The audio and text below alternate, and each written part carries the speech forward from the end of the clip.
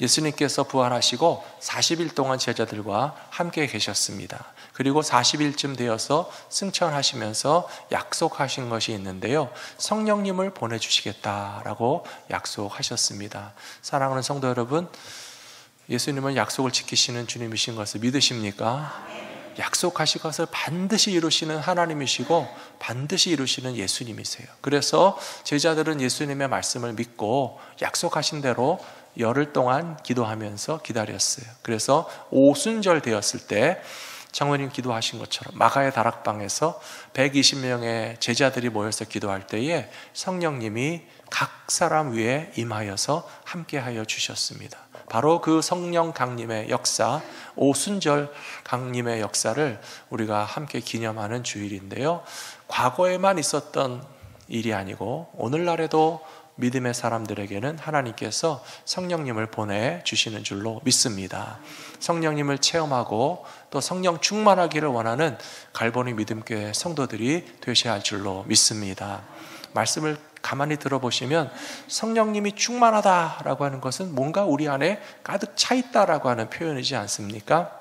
그런데 정반대의 표현도 있을 수 있습니다. 그것은 뭐냐 하면 성령님을 근심하게 하면 성령님이 떠나가신다는 거예요. 그래서 하나님의 영이신 성령께서 우리의 마음과 영혼 가운데 가득히 함께 계시는 그런 상태도 있고, 성령님을 근심하게 만들면 성령님께서 여기 못 있겠다, 나 너 버리고 가야 되겠다, 그런 경우도 있을 수 있기 때문에 성경에 나오는 이야기입니다. 성령님을 근심하게 하지 마시고 우리에게 찾아오신 성령님을 기쁘게 환영하고 감사하고, 또 성령님이 내 인생 가운데 가득히 역사하셔서 나를 이끌어 주시기를 소원하는 마음으로 오늘 예배를 드리시는 저와 여러분 모두가 되셨으면 좋겠습니다. 교회 역사를 보시면 여러 가지 이단들이 등장합니다. 예수님 시대에도 예수님을 하나님의 아들로 인정하지 않는 사람들이 있었습니다. 일종의 이단입니다. 여호와 하나님을 믿는데 예수님을 하나님의 아들로서 인정하지 않는 사람들이 바로 유대교였고, 우리 기독교의 입장에서 보면 이단일 수밖에 없습니다. 초대교회로부터 많은 사람들이 예수님에 대해서 잘 알지 못해서 많은 오해도 하고 또 이단을 만들어냈는데요, 예수님을 눈으로 봤으니까, 육체로 이 땅에 오신 분이라고 하는 사실을 보았기 때문에 그냥 사람이다 라고만 생각하는 사람도 있었어요. 그런데 예수님은 완전한 사람이시기도 하고 완전한 하나님의 아들이시기도 하다라고 믿는 것이 우리의 믿음입니다. 예수님의 신성을 인정하지 않는 사람들이 있다면 이단인 줄로 아시면 됩니다. 그리고 사람이 나타나서 내가 재림 예수다라고 하는 사람은 100% 가짜다라고 하는 사실을 아시고, 그런 말도 안 되는 이단을 따라가는 분들이 한 분도 없으시기를 부탁드립니다. 그뿐만 아니라 바른 신앙의 가장 중요한 핵심 요소는 바로 삼위일체의 신앙입니다. 우리 기독교의 신앙은 성부 하나님, 성자 예수님, 성령 하나님 다 삼위로 일체되시는 하나님이시라는 사실을 믿거든요. 여러분도 믿으십니까? 우리 갈보리 믿음교회는 삼위일체 신앙에서 벗어나는 분 한 분도 없으실 줄로 믿습니다. 아직도 긴가민가 하시는 분이 계시면 안 된다는 거예요. 이것이 325년 니케아 종교회의에서 삼위일체 교리를 이미 1700년 전에 확정했습니다. 세계의 모든 교회는 성부 하나님, 성자 예수님도 하나님이고 성령님도 하나님이시라고 우리가 이미 1700년 전에 확정했는데 아직도 잘 모르겠다라고 하면 어떡합니까? 그래서 이거에 대해서 제가 더 길게 말씀드리고 싶지는 않고요. 오늘은 하나님의 영이시고 예수 그리스도의 영이신 성령님께서 믿음의 사람들과 교회에 찾아오셨을 때 우리는 어떤 위로를 받고 어떤 소망을 가지게 되는지에 대해서 먼저 말씀을 드리려고 합니다. 첫 번째로 성령께서 하시는 일은 회심의 역사, 그리고 신앙의 고백을 할 수 있게 하시는 분이 성령님이시고요. 그래서 성령님의 역사하심의 증거가 무엇인가 라고 누군가 묻는다면 성령님은 보이지 않으시잖아요. 바람과 같은 분이라고 했는데요. 하지만 성령님이 하시는 분명한 일이 있습니다. 그것은 바로 회심의 역사가 일어나게 하는 거예요. 예수를 믿고 구원받게 하는 일들이 생겨나는 것을 보면 성령님이 역사하고 계시는구나 라고 하는 증거로 삼으시면 되겠습니다. 130여 년 전에 우리 한국 땅에 외국의 선교사님들이 오셨어요. 그래서 미국을 비롯한 캐나다, 호주, 많은 선교사님들이 한반도 우리 조선 땅에 선교사님들로 오셨는데요. 지금 생각해봐도 얼마나 고마운 일인지 모르겠어요. 얼마나 하나님께서 가장 똑똑하고 믿음 좋고 인류대학 나왔지만 은혜 받은 젊은이들이 이 미국 교회가 부흥할 때에 그들이 헌신했어요. 우리의 청춘과 우리의 인생을 바쳐서 어디든지 가오리다 선교사로 보내주시옵소서 하신 분들이 조선 땅에 들어오신 것이거든요. 그래서 그런 젊은 분들이 오셔서 한국 땅에서 복음을 전하셨는데요. 또 어떻게 보면 얼마나 힘드셨을까라고 생각합니다. 한국말을 잘 모르셨을 거 아니에요. 언어도 통하지 않고 문화도 다르고, 지금도 우리가 외국 사람들을 보면 좀 이상하게 보여지지 않으십니까? 미국에 사는 우리들도 외국인을 보면 우리랑 너무 달라서 좀 어색하고 불편하잖아요. 제가 이번 총회를 멕시코에서 모이는 데를 다녀왔는데요. 맨날 우리 성도님들만 만나고 우리 식구들만 만나다가 외국 가는 비행기를 타려니까 정말 다양한 인종들이 모여서 좀 이렇게 제가 주눅도 들고 좀 이렇게 마음이 좀 그렇게 편하지는 않았어요. 게다가 영어는 조금 말도 하고 알아듣기도 하는데 제가 스페니쉬를 못 하잖아요. 그래가지고 총회 장소 가서 밥을 먹는데요. 도와주시는 분들에게 뭘 말을 할 수가 없더라고요. 그래서 카페 뽀빠볼, 레체 뽀빠볼, 커피 주세요, 우유 주세요. 겨우 그 정도였어요. 그랬더니 또 제가 스페니쉬를 하는 줄 알고 막 스페니쉬를 뭐라 그러는 거예요. 눈만 뜨고 쳐다만 보다가 커피하고 우유만 얻어먹고 왔는데요. 물론 식사도 잘 했습니다만은 언어가 통하지 않는 데 가서 복음을 전하는 선교사님들은 얼마나 힘들었을까 하는 생각을 제가 하게 됐다는 말씀이에요. 그래서 130년 전에 서양의 선교사들이 오셔서 겨우 우리말을 배우시고, 그때 벌써 신약 성경이 번역이 되기 시작해서 신약 성경 쪽복음을 가지고 곳곳에 다니시면서 선교사님들이 복음 전하셨어요. 우리 성도님들도 다 믿음의 뿌리가 오래되신 분들은 함경도, 평안도, 경기도, 충청도, 전라도, 경상도 할 것 없이 전국으로 복음이 전파된 그 자손들, 후손들 여기에 계신 분들 많이 계시잖아요. 제가 교회 역사를, 한국 교회 역사를 공부하면서 한국 교회에 이렇게 막 복음이 전해지고 많은 열매를 거두게 된 도대체 이유가 뭘까? 교회 역사를 연구하는 분들과 우리 한국 교회의 부흥과 선교에 대해서 연구하는 분들의 이야기를 읽으면서 참 재밌다라고 생각한 부분들이 있습니다. 말도 잘 통하지 않고 한국에 대해서 잘 이해도 하지 못하고 서양 선교사들이 복음을 전하시는데요, 우리 조상들이, 우리 할머니 할아버지들이 그렇게 복음의 문을 활짝 열고 예수님을 영접하고 예수님을 믿는 일들이 많이 있었다고 그래요. 그래서 그것을 왜 그럴까 도대체? 왜 한국 사람들은 왜 이렇게 예수를 잘 믿나? 왜 이렇게 예수님을 많이 영접하나에 대해서 좀 분석한 사람들의 얘기를 들으니까요, 좀 역사적인 배경이 있다라고 하는 거예요. 한국 사람들은 고난을 많이 당했잖아요. 그리고 신분 사회였기 때문에 높은 지위에 있는 사람들에게 늘 낮은 지위에 있는 사람들은 좀 업신여기고 짓밟고 그런 일들을 많이 당했어요. 그래서 평생을 살면서 지위가 높은 사람들의 그 큰 소리 치는 것에 주눅도 들고, 또 넉넉한 삶을 살지도 못했고, 또 한반도 땅에 어느 날 전쟁이 많았습니까? 역사를 보시면 고려 시대도 전쟁이 있고 조선 시대도 전쟁이 있고 일제 시대를 당해서 고통받는 그때에 복음을 전할 때 우리 조상들의 마음은요, 예수님의 고난에 관한 이야기를 들으면서 공감을 했다는 것이에요. 그래서 선교사님들이 부족한 언어이지만 복음을 설명할 때 하나님의 아들이신 예수님이 인간의 몸을 입으시고 겸손하게 이 땅에 오셨다. 그러면 우리 조상들은 세상 임금 누구도 왕자님 가운데 그런 분이 없는데 하나님의 아들 예수님은 겸손하게 우리에게 찾아오셨구나. 마음이 열리기 시작하는 거예요. 근데 하나님의 아들이신 예수님이 우리 죄를 위해서 핍박을 받으시고 채찍을 맞으시고 가시관을 쓰시고 십자가 위에서 달려 죽으셨다라고 하는 이야기를, 복음을 전하면 우리 조상들이 아이고 어떡해, 아이고 어떡해, 하나님의 아들이 저렇게 고난을 당하시고 고통을 당하시고 채찍에 맞으시고 십자가에 달려 죽기까지 우리를 사랑하셨다는 이야기를 들으면서 그냥 그 이야기만 해도 마음이 열리고 공감이 돼서 그런 예수님이라면 너도 나도 믿고 싶다라고 해서 예수를 믿는 분들이 꽤 많았다는 거예요. 제가 그런 이야기를 들으면서 그렇긴 그렇겠구나 하는 생각이 들어요.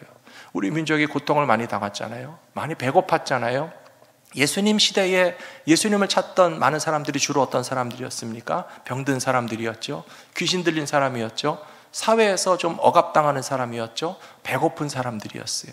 그런 성경의 이야기와 우리 조상들의 삶의 이야기가 굉장히 닮아 있기 때문에 예수님에 대해서 마음문을 열고 주님을 영접하는 일들이 많았다는 사실은 좀 이해가 되는 부분이기는 하지만, 그러나 그럼에도 불구하고 제가 성경을 읽으면서 더 깨닫게 되는 사실이 있는데요. 공감만으로 예수님을 믿었을까? 나와 비슷한 상황의 사람들의 이야기가 성경에 나왔다고 해서 정말 예수 그리스도를 하나님의 아들로서 영접했을까? 그건 아니라고 생각합니다. 성령님의 역사하심이라고 믿습니다. 사랑하는 성도 여러분, 하나님께서 우리 민족을 사랑하셔서 복음이 전파되게 하시고 우리 조상들에게도 성령님을 보내주셨다는 사실을 믿으시기 바랍니다. 성령으로 아니하고는 누구도 예수님을 주님이라고 할 수 없다라고 성경에 나와 있어요. 오늘 말씀해 보시면 고린도전서 어디 나와 있죠? 고린도전서 12장 3절에 보시면 같이 읽겠습니다. 그러므로 내가 너희에게 알리노니 하나님의 영으로 말하는 자는 누구든지 예수를 저주할 자라 하지 아니하고 또 성령으로 아니하고는 누구든지 예수를 주시라 할 수 없느니라. 아멘. 저와 여러분 안에 하나님의 성령이 같이 계시잖아요. 하나님의 성령이 계시는데 우리가 예수님을 감히 저주할 수 있겠습니까? 아무리 저주하라고 해도, 아무리 핍박을 받아도 네가 예수를 부인하고 예수님 하나님의 아들 아니라고 한다면 로마 시대에도 살려주겠다고 그랬고요, 일제시대에도 살려주겠다고 그랬고요, 공산당이 쳐들어왔을 때도 예수를 부인하면 살려주겠다고 했지만 하나님의 영이 함께 하시는 사람들은 예수님을 부인하지 못했어요. 차라리 순교했어요. 일본에서도 핍박받을 때 예수님의 형상을 그려놓고 그 예수님의 그림을 저주하면서 밟고 지나가면 살려주겠다고 해도 일본의 그리스도인들도 예수님이 나를 위해서 죽으시고 부활하셨는데 내가 어떻게 예수님의 이름을 모독하고 예수님의 그림을 밟고 지나가면서 나는 예수를 모른다라고 할 수 없다라고 순교한 사람들은 다 동일하게 여기 말씀 그대로 뭡니까? 하나님이 영이 함께하는 사람들이에요.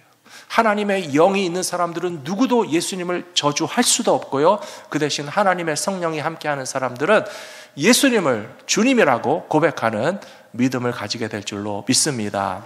우리 모두가 예수님을 구원의 주님으로 영접하게 된 것이 내 의지로 된 것이 아니에요.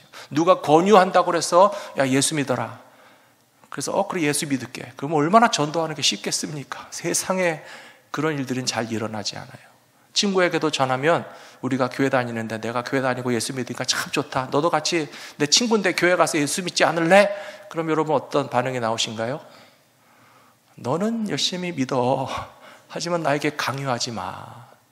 제가 어렸을 때부터요 교회 학교 친구들에게 복음을 전하기 위해서 많이 애썼어요. 초등학교 때도 친구를 교회로 전도했는데요, 초등학교 때는 쉬웠어요. 초등학교 때는 교회 데리고 간 친구들 많아요.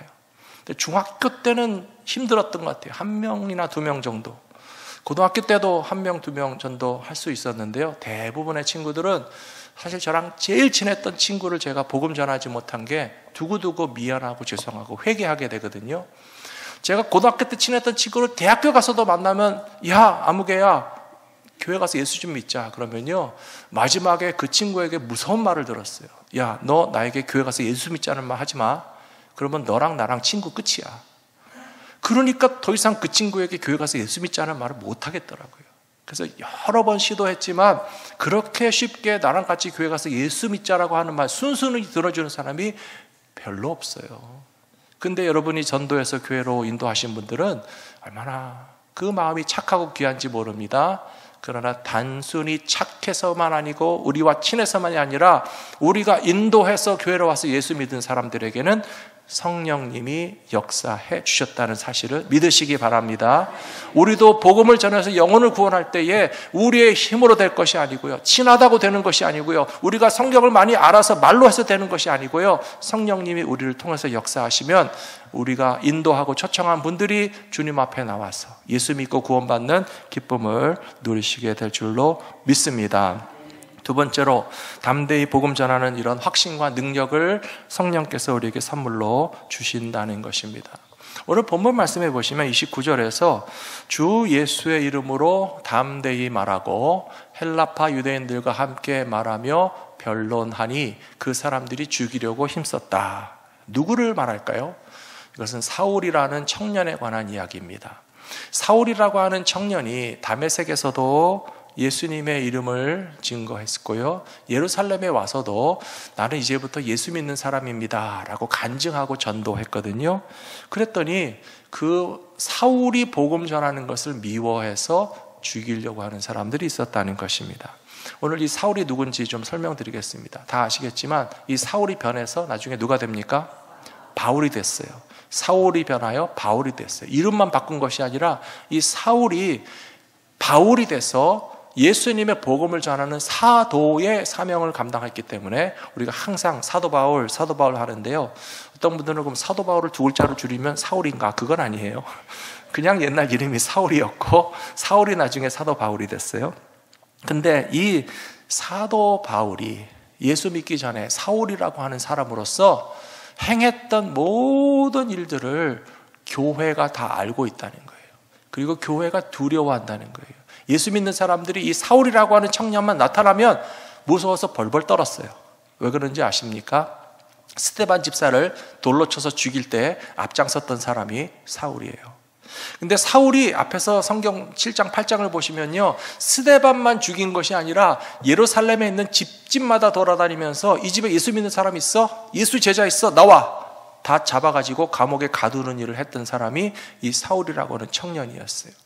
예루살렘만 교회를 파괴하고 스데반을 죽이고 예수 믿는 제자들을 잡아갔던 것이 아니라 그것 갖고 안 돼가지고 체포영장을 받아가지고요, 다메섹에까지 멀리 쫓아가서 다메섹에 있는 모든 예수 믿는 제자들을 다 잡아가지고 끌고 가겠다 하고 막 난리를 치던 사람이 사울이었어요. 그렇다면 입장을 거꾸로 해서 교회로 생각하면 이 사울이라는 사람이 얼마나 무서웠겠습니까? 스데반 집사를 죽이더니 예루살렘에 있는 사람들 잡아가더니 다메섹까지 쫓아온다고 그러잖아요. 우리 한국교회의 역사도 이런 일들이 많이 있었어요. 한국교회에 일제시대 때도 고난을 많이 당했죠. 여러분, 3.1운동 때 가장 앞장섰던 사람들 중에 하나는 기독교 그룹이었습니다. 독립선언문을 다 이렇게 복사한 사람도 교회 청년들이었습니다. 태극기를 열심히 만들어서 원래 숨겨서 준비했다가 만세운동 나갈 때 다 들고 나가게 한 게 교회 청년들이고 우리 믿음의 선배님들이었어요. 우리 기독교만큼 나라와 민족을 사랑하고 하나님의 정의와 공의가 나타나게 하는데 앞장섰던 다른 그 어떤 종교보다도 정말 자랑스러운 우리 기독교입니다. 그런데요, 그렇기 때문에 일제시대에 고통을 많이 당했어요. 제가 오늘 역사를 찾아보니까 1919년 4월이에요. 만세운동이 1919년 3월 1일에 있었어요. 2달도 지나기 전에 충청도에 제암리라는 곳이 있습니다. 제암리라고 하는 곳에 일본 헌병 경찰들이 모여서 동네 사람들에게 광고했어요. 교회로 모이시오. 이 동네 교회 다니는 사람들 다 교회로 모이시오. 일본 경찰들이 와서 교회로 모이라고 그러니까 성도들이 모였어요. 그러자 밖에서 교회 문을 걸어 잠갔고요, 밖에서 교회에 불을 질렀고요, 교회 안에 불이 나니까 성도들이 뛰쳐나오는데 밖에서 총칼로 다 죽였어요. 그날 제암리에 30채의 집이 불탔고 교회가 불탔고 29명이 교회에서 죽었어요. 왜 죽었습니까? 독립 만세운동하는 그런 독립선언서 카피했고 태극기 만들어서 독립운동하는데 했던 사람들을 잡아 죽이는 일들이 역사 가운데서 이렇게 있는 거예요. 이런 일들을 사울이 했던 사람이라고요. 예루살렘에서 교회를 파괴했다고요. 다메섹까지 예수 믿는 제자를 잡으러 갔다고요. 그랬던 사람이 다메섹에 뜩 들어와서 하는 말이 저도 이제 예수 믿습니다. 그러는 거예요. 그런 사람 믿어줄 수 있겠습니까? 두려워서 아마 같이 오늘 말씀에도 나오죠. 예루살렘에 와서 교제를 나누기 원했으나 다 무서워서 피했다라고 되어 있어요. 근데 이 사실이 오늘 말씀 제목과 같이 왜 교회의 위로와 소망이 되는지 아십니까? 사울같이 무서운 사람을 뒤집어 놓으실 분은 하나님밖에 없다는 거예요. 사울과 같이 복음을 싫어하고 거부하고 성도들을 괴롭히던 사람이 나도 예수님을 믿고 예수님의 복음을 전하는 사람이 됐다라고 하는 하루아침에 뒤집어지는 역사를 일으키는 것은 성령님밖에 없으신 것을 알기 때문에 교회가 놀라게 되고 안심하게 되고 감사하게 되고 하나님은 인생을 변화시키시는 그런 하나님이신 것을 알게 될 때에 우리도 마음의 안심을 하게 되고 위로를 받게 되는 것처럼 우리가 성령님으로부터 받아야 할 위로가 무엇인지를 분명히 깨달아 아실 수 있는 저와 여러분들이 되시기를 부탁합니다. 오늘 세 번째로 교회와 성도들에게 평안과 위로를 성령께서 주신다라고 하는 말씀이 바로 그것입니다. 오늘 말씀 맨 끝에 보시면 사도행전 9장 31절에서 그리하여, 제가 지금까지 설명드린 게 다 앞에 이 그리하여에 포함되는 거예요. 그리하여 온 유대와 갈릴리와 사마리아 교회가 평안하여 든든히 서가고 주를 경외함과 성령의 위로로 진행하여 수가 더 많아지니라 라고 되어 있습니다. 사랑하는 성도 여러분, 하나님은 우리에게 위로와 소망을 주시는 아버지가 되시는 것을 믿으시기 바랍니다. 말씀에 분명히 나와 있잖아요. 성령의 뭐라고요? 위로로. 9장 31절에 보시면 성령의 위로로. 제가 이 말씀을 묵상하면서 성령님은 우리에게 어떻게 위로하실까 생각했어요. 우리가 받는 위로는요, 두 가지 종류가 있습니다. 그 중에 하나는요, 대부분의 사람들이 위로라고 하면요, 토닥토닥의 위로를 생각해요. 누가 좀 나를 위로해 줬으면 하는 마음을 가진 사람들은 토닥토닥 해줬으면 좋겠죠. 그래서 우리의 아픔도 이해하고 눈물도 이해하고 힘들고 괴로운 심정을 좀 공감하면서 토닥토닥 이해해 주시기를 바라는데요, 물론 성령님은 우리를 그렇게도 위로하시는 하나님이세요. 그런데 그게 전부가 아니에요. 여기 영어 성경에 보시면요, 성령의 위로라고 하는 단어가 encouraged라고 되어 있어요. 성령께서 우리를 위로하시는 방법은요, 토닥토닥 위로만 있는 것이 아니라 격려하시는 거예요. 칭찬하시는 거예요. 용기를 주시는 거예요. 힘을 주시는 거예요. 넘어지고 쓰러진 우리들에게 넘어졌는데 아이고 넘어져서 얼마나 아프니, 그건 반쪽짜리 위로라고 생각해요. 넘어져서 얼마나 아프니 할 뿐만 아니라 손을 잡아서 일으켜주고 내가 너를 일으켜 세워 걸어갈 수 있고 다시 달려갈 수 있는 힘을 주겠다. 너는 할 수 있다. 칭찬하고 격려하고 붙잡아주는 그런 인커리지먼트를 오늘 성경에 보니까요, 성령의 위로라고 되어 있다는 거예요. 사랑하는 성도 여러분, 성령님께서 우리에게 찾아오시면 토닥토닥의 위로도 주시고 힘주시는 용기와 위로와 칭찬과 격려도 허락해 주시는 것을 믿으시기 바랍니다. 오늘 말씀 끝에 보시면 또 로마서 15장에 이런 말씀이 있어요. 소망의 하나님이, 같이 읽겠습니다. 소망의 하나님이 모든 기쁨과 평강을 믿음 안에서 너희에게 충만하게 하사 성령의 능력으로 소망이 넘치게 하시기를 원하노라. 아멘. 이 말씀 참 재밌습니다. 보십시오. 소망의 하나님이 소망을 넘치게 하신다고 그랬어요. 당연하죠? 하나님은 소망을 주시는 하나님이신 것을 믿으시기 바랍니다. 소망의 하나님이니까 우리에게 소망이 넘치게 하시는 것은 너무나 당연한데요, 그런데 어떻게? 성령의 능력으로 소망이 넘치게 하신다는 거예요. 제가 이 말씀을 오늘 묵상하니까 참 너무 좋았어요. 우리가 세상에서 살면서 오래오래 살면 살수록 여러분 소망이 많이 커지시나요? 아니면 소망이 좀 사라지나요? 믿음을 빼놓고 우리 생각해 봅시다. 우리 신앙적인 것을 제쳐놓고 솔직하게 얘기해 봅시다. 인생을 살면 살수록 우리 소망이 더 많아지고 좋아지고 막 가득합니까? 아니면 인생을 좀 살아보니까 소망이 좀 사라집니까? 솔직하게 대답해 주셔서 감사합니다. 강요에 의한 것이 아니시라고 생각해요. 저도 생각해 보니까 어렸을 때 젊었을 때 소망이 많았어요. 이것도 하고 싶고 저것도 하고 싶고 앞으로 이것도 할 수 있을 것 같고 저것도 할 수 있을 것 같았는데요, 요만큼 살아봤는데 소망대로 안 되더라고요. 젊어서 꿈꾸던 소망도 10년, 20년, 50년, 60년 살다 보니 그 소망이 그냥 헛된 소망이었구나. 실망하고 실패하고 원대로 되지 않는 일들 너무 많아요. 연세 많으신 우리 어르신들은 어떠십니까? 이제까지 살아오시면서 좋았던 때도 있었고 기뻤던 때도 있었고 원하는 것을 소유한 때도 있었지만 이 세상에서 우리가 소망으로 여겼던 것들이 아직도 든든하십니까? 안 그런 거 맞잖아요. 나는 천년만년 철통 같은 건강으로 끄떡없을 줄 알았더니 몸에도 질병이 찾아오고, 내가 젊었을 때 열심히 일해서 번 돈과 재산도 뭐 영원토록 나를 지켜줄 것 같았는데 그렇지도 않고, 애지중지하면서 자식들을 위해서 안 먹고 안 자고 안 쓰고 열심히 자식들을 키웠으니까 하나든 둘이든 셋이든 이 자식들이 나의 노후를 평생 책임질 것 같았는데 키워놓으면 그만이잖아요.